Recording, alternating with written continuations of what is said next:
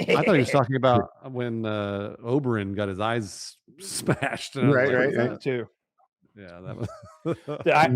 That was such a great moment. I recorded my girlfriend at the time, like seeing that moment for the first time, and I stumbled upon the footage the other day, and it was like this nice little moment of Game of Thrones history, and of course she was just like, "What? Yeah. What?" And we all love that character, and you just see his eyes get mushed out, and his head explode. That was fucked. It's a great moment. I think I had read the books at that time, so I knew it was happening. I knew it was coming. I did but not know that was that coming. actor. What's his name? Pedro something maybe? Pedro Pascal. Pascal. It's Pedro, Yeah. Pedro Pascal. Was he big before that role? No, that was his first major role that like sort of catapulted him into. Killed it. I think it was Narcos. Yeah. Narcos was next, but Yeah, he's in everything now. Now he's in everything, yeah. And that I just didn't. I remember expecting that death was going to happen, but the show did a masterful job of the shock because he just won. He was basically just like, I got it, we're done.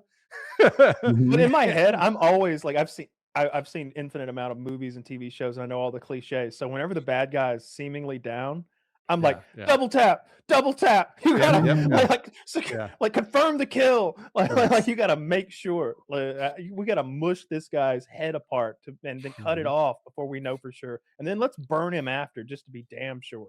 Like I even in that moment, the first time I saw it, I was like, oh, please finish him off. Yeah. The new show's coming soon. The Night of the Seven Kingdoms. I'm gonna watch it. Me too. Yeah, me it's too. like 150 years.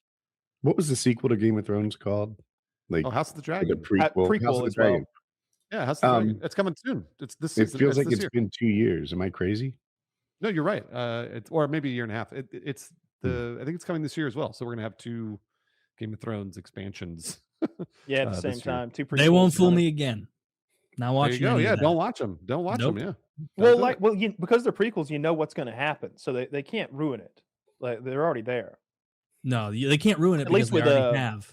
At least with Blood of the Dragon or whatever it's called. So you're telling me that all of the prequel lore also doesn't matter in the end? Of course not. Okay. Well, then we know where it all leads in the end anyway. At least that idiot is never going to finish those books. Bran being the president. It leads to Bran being the president. All right, Taylor. So just let him be the president. The other spin-off, is it going to be post Game of Thrones? It's like 150 years before or something like that. Is it Duncan Small or something? Yeah, something like that, yeah. The prequels look good. They made it seem like it's humorous, and the production value was seemingly there. I bet they spared no fucking expense. Look good to me. I'm gonna watch it. I'll give it a chance. I just prefer sequels to prequels generally. Oh, big time. Always. It's hard to pull off a good sequel. If you've got to de-age actors, or if you've got to prequels, yes. Andor is a good example of them going and doing a whole 2 seasons of a prequel show to a movie that had already come out, and I thought they did a really good job of that. That actually might be one of the best prequels ever. Now that I think about it, it is Andor, and actually, I don't know if you guys watched Welcome to Derry, the It show. I'm 6 or 7 episodes in. I haven't quite gotten to the end yet. It ends really well, but that's a prequel show. And, and it made me want to watch the movie right after, just like Andor. When I watched Rogue One when I finished Andor. Yeah, I think Derry's really good. I'm a big fan of that. It is really good. Yeah. The Batman was another one of my favorite TV shows this last year or two. There's been some good stuff that's come out. The Penguin, of course. Yeah. Love that. Yeah. I see Tony Soprano in that character so much, and I dig it. Yeah, absolutely. And he's like in '99 or whatever, whenever that episode College came out of The Sopranos, where Tony he's taking Meadow to college and he finds that rat along the way, and he ends up in cold blood killing him on screen. There were people telling David Chase, like, you're killing the golden goose here. You have enough. You have a huge hit TV show, and you're going to make your protagonist be a cold-blooded murderer, like in front of everyone with no excuse for what he's doing. Like, people are going to hate it, but they loved it. They loved it. The Penguin has a moment where he kills someone, and you're like, fuck, I don't know if he's my guy anymore. Yeah. You're right. I've been ride or die Penguin this whole way through. Like, yeah, let's get them all. But he does a thing at one point, and I'm just like, fuck, man, I'm not sure if you're my guy anymore. I think you might be the bad guy. I'm pretty sure you're the bad guy. The penguin, you say? Yeah. Spoilers. he was borderline. Like everybody's bad. Like he's a criminal killing criminals. You know, his enemies are all ruthless gangsters, and he's just trying to like get his fair share. And he's got the deformity, and they always mock him to his face and belittle him. And what's his deformity? Like fins? He has a club foot that's really gross, and and he's just ugly. Like he's overweight. He's bald. He's got like a gross nose. He's got like pock marks all over his face. He's got some scarring. Like he's just an ugly, loathsome kind of person. But you do see these redeeming qualities in him. But slowly as the show goes on, they become less redeeming. And you, the audience, wakes up to the fact that like this guy's a bad guy. Like a really bad guy. I loved it. I've seen it 2 or 3 times now. I'll need to watch that. I've been forcing over the past week. I made my girlfriend watch The Patriot, and she started The Patriot, the movie. Yeah.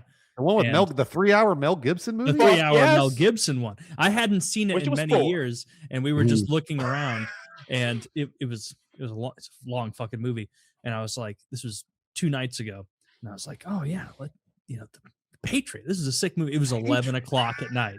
Yeah, what the 11 o'clock at night. We started The Patriot, and she's an early going to bed person. And so like we started it like in bed. Like I put it on my TV in my bedroom, and the whole time she was like, I just need to fall asleep. But then I'd catch her like laying on me, like eyes like glued, or she'd be like, oh my God, this is horrible. Like she woke up the next morning being like, I'm so tired, but wow, that Mel Gibson movie was so good. Really? That was an awesome movie. Lord, make me fast and accurate. Lord, make me fast and accurate. It's so good. But like she would see the love scenes or the death of son scenes and whatnot, and she was like, oh, I thought I was gonna cry when his son died for the first time. This is like she got sucked in immediately. And as I was watching it for the first time in over a decade, I was like, oh, I remember why people like this movie. This is fucking sick, start to finish. This is the scene where the girl woke up with blackened teeth or something. Heath Ledger. Heath Ledger's fiance was pulling this prank on him where she put ink in his tea. And it made his teeth black. And then later on, like you see that he's done it to her, but she doesn't know it. The audience is in on the joke, and Heath Ledger's in on it, but she's smiling at him lovingly. And he's like, yeah, see you later. And like leaves, and her teeth are all blackened from the ink too. He's pulled the prank on her. I thought they banged the night before, and that's what they sewed him up in the sack so they couldn't bang. Remember?